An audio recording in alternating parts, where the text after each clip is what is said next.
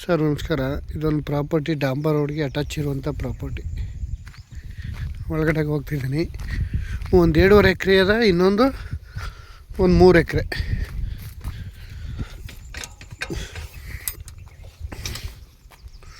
ಇದೇ ಜಾಗ ಇಬ್ಬರದು.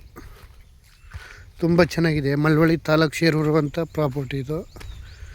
ಒಂದು 1.5 ಎಕರೆ, ಒಂದು 3 ಎಕರೆ, 5.5 ಎಕರೆನೂ ಸಿಕ್ಕುತ್ತೆ.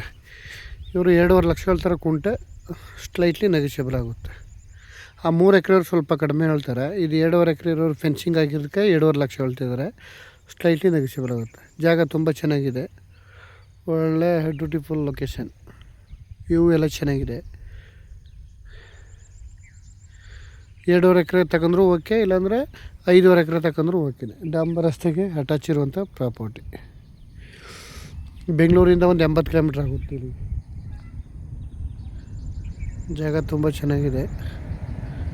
ಸುತ್ತ ಫೆನ್ಸಿಂಗ್ ಎಲ್ಲ ಆಗಿದೆ. ಒಳ್ಳೆ ಲೊಕೇಶನಲ್ಲೇ ಇದೆ ಜಾಗ. ಇದು ಮಳವಳ್ಳಿ ರಿಜಿಸ್ಟ್ರ್ ಬರ್ತದೆ, ಜನರಲ್ ಪ್ರಾಪರ್ಟಿ.